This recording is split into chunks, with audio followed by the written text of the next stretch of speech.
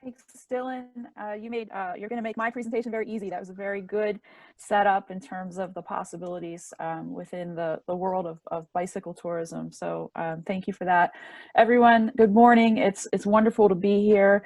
I wanted to start by pointing out that this sculpture, which is located in Frostburg, Maryland, along the Great Allegheny Passage, it is, first of all, very functional. It helps to draw trail users' attention away from the trail and toward town and to help to pull people into the community. But more than that, it is indicative of a trail and cycling culture that exists in that community. And that speaks to really my main point of my talk today, which is that a community benefits the most from bicycle tourism when it fosters a culture that values trails and cycling.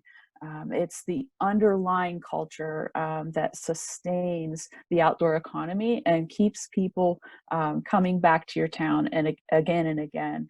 So really that will be my main point today, that, you know, in addition, first of all, the economic impact is really important, but in my view, there's a culture that valuing trails that will support that economy over time. Next slide, please. So to that point, I wanted to tell you a little bit about the town of Damascus, Virginia. If you haven't heard of Damascus, it's in Southwest Virginia. There are about 700 residents, and they have the iconic Appalachian Trail coming through town, as well as the 34-mile Virginia Creeper Trail. And what to me is so interesting is, whereas the AT is the trail that is known around the world, it's the Virginia Creeper Trail that really fuels the local economy. There are something like 7 local outfitters that benefit from the Creeper Trail in particular. And I'll tell you a little bit more about that later in the presentation. But if you would now, just pop into the chat a community that you know of in which there's a strong trail culture present in the community. And while you are thinking about what that might look like, in Damascus, it looks like this. That mural says Trail Town USA. The community for years and years has called itself Trail Town USA. It also calls itself the friendliest town on the trail. So there's a point of pride there in terms of being located along the AT as well as along the Creeper Trail. There's a pride and an enthusiasm that contributes ultimately to that trail economy that we're talking about. So I asked for examples of communities that you know with a trail culture. I see Dawn shared Crescent Trail, thank you, in Perrington, New York. Hopefully I got that name pronounced right. Brian, thanks. Victor, New York, 15,000 residents and 65 miles of trails. That's pretty remarkable. So feel free to keep popping those in the chat, but in the meantime, we'll go on to the next slide. So I wanted to address how I came to be here this morning. I was a part of the staff that implemented the first Trail Town program. This was located along the Great Allegheny Passage. I know that a lot of you are familiar with the Gap Trail and may have heard of the Trail Town program. Back in 2007, I helped to implement that program. I was there for about 5 years. Next slide, please. And one of the things about that trail that started to turn heads was the economic impact. Before the program was started in 2002, the impact was measured at $7.2 million. And the visionary of the Trail Town program, Linda McKenna Bach, she found that number to be disappointing. This is a 150-mile corridor, and it should have been a lot more than what it was. And so the Trail Town program was created to help better connect some of those rural post-industrial communities to the trail. And we thought of it as being a regional economic development program. By 2008, the trail had a name, it had a brand, it had a concerted marketing budget and campaign. The Trail Town program was in place, helping with some of the things on the town side of things. Some of the kinds of projects that Dylan was talking about today were good examples. And you can see the increase in economic impact. By 2012, the impact was even greater. And actually, the Allegheny Trail Alliance, which oversees the trail, is in the middle of conducting an updated impact study right now. And so, next slide, please. You can see that these numbers, are impressive for a rural area, and the program, both for that reason as well as just for the fact that it was a regional community development effort, started to catch the attention of trail advocates in other places. And these marks that you see on this slide are just a handful of the marks or brands for some of the trail town initiatives that exist throughout the US. I've been tracking and studying trail towns over the past 10 or 15 years, and there are a whole lot more than what's here, but these were some of the first ones. And next slide, please, Haley. So here's what I want to say. I put this in for any of you who are Parks and Rec fans. The catch is that it can't be all about the money, even though that's the thing that can hook our decision makers, and that it's a great benefit of trails. It can't just be about the money. Those communities that pursue trail towns and cycle tourism for what I call the cash register moment are setting the stage for a transactional economy, which simply is not sustainable. A community has to cultivate a trail culture, a culture that celebrates and invests in its trails and cycling, in order to reap the fullest benefits of what's possible with trails.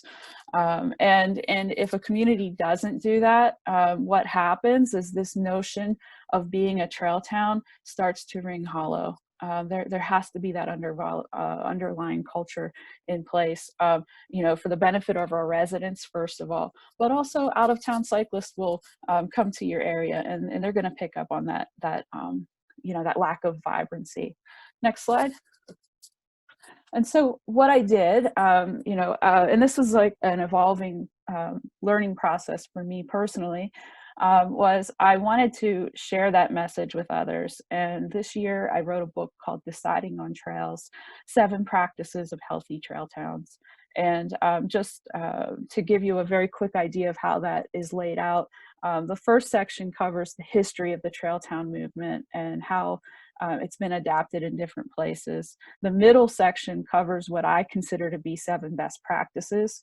And then the end includes a chapter on COVID-19 and how communities have been navigating that and other hard times, as well as some ideas on how communities or how the trail town movement is going to continue to change over the years. Next slide. As for those 7 practices, these are them, and I want to say that I think that these practices are alive and well in the state of New York. I'm familiar with what the other presentations are today, and I know that each of the presenters are covering some of these various points, of course, in their own language, but this is something that is happening in trail communities everywhere, and there's opportunity still for some of these practices to be learned and implemented. What I wanted to do was just talk about the last few in particular. So if we could go to the next slide.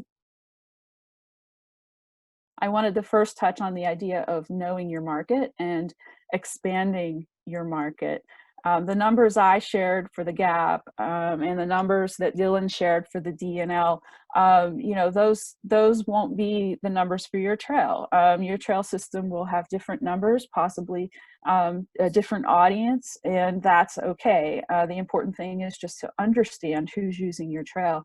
If you're able to conduct research to further that understanding, great. And if you're not in that position, just do anything that you can to learn more about who's using your trail and your cycling infrastructure. And also, take some time to think about who's not using it.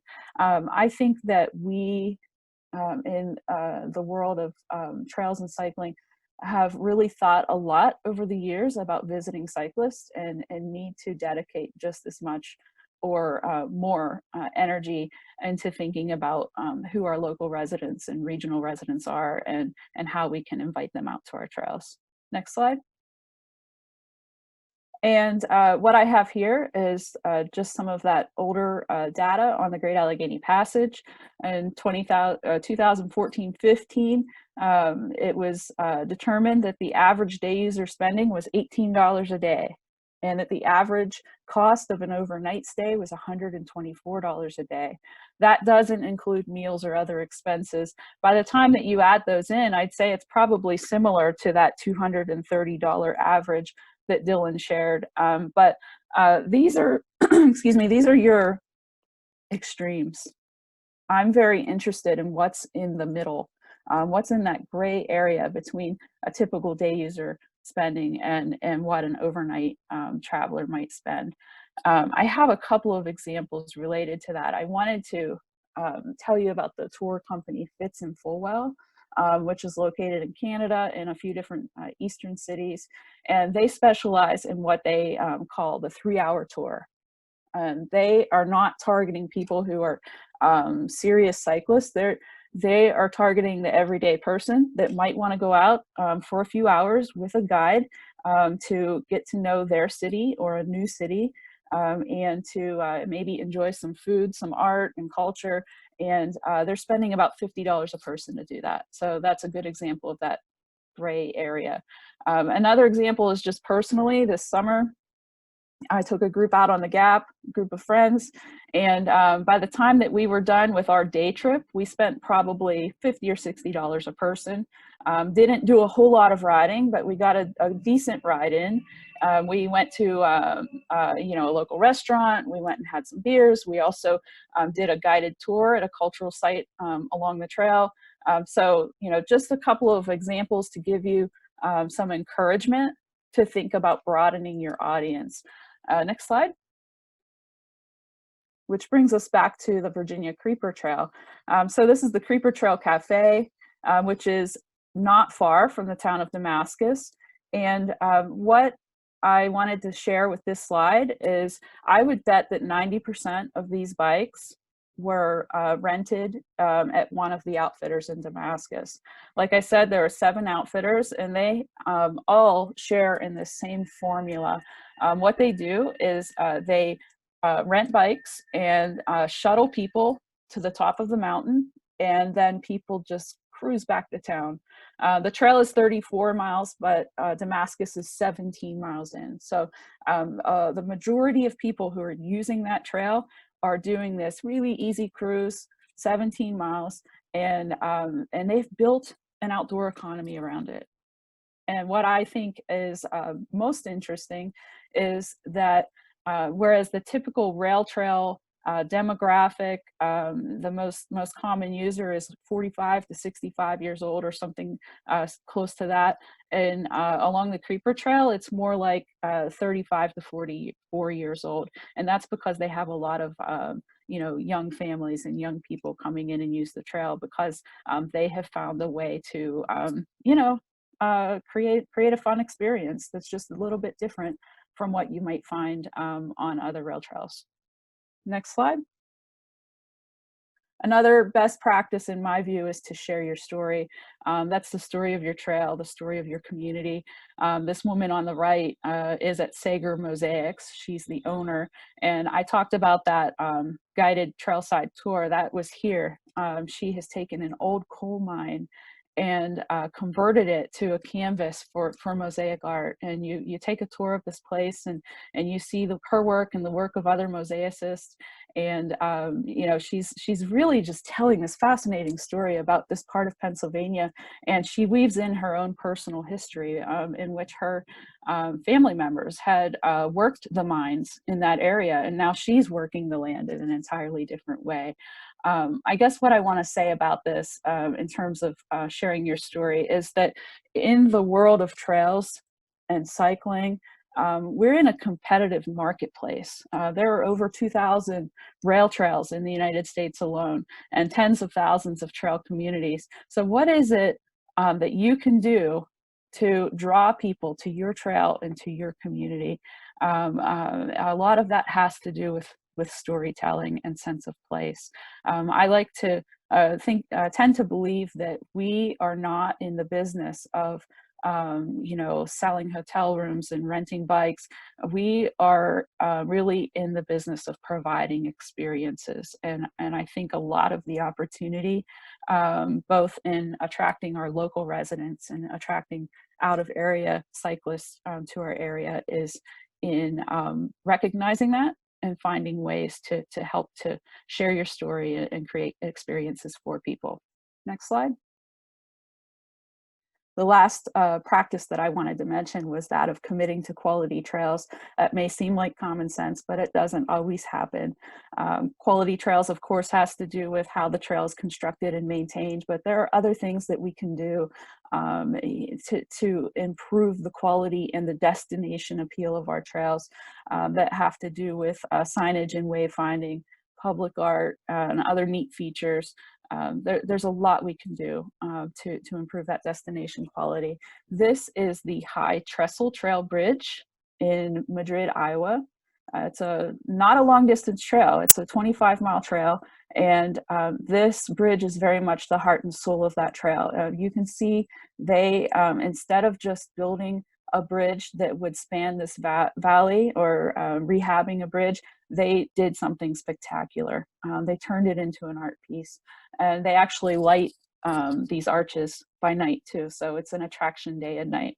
Next slide. And to go back to the title of my book, which I called Deciding on Trails, that was very intentional, because I believe that trail communities everywhere face a decision, and it's a decision whether or not to pay attention to trails, whether or not to invest in their trails, whether or not to celebrate them.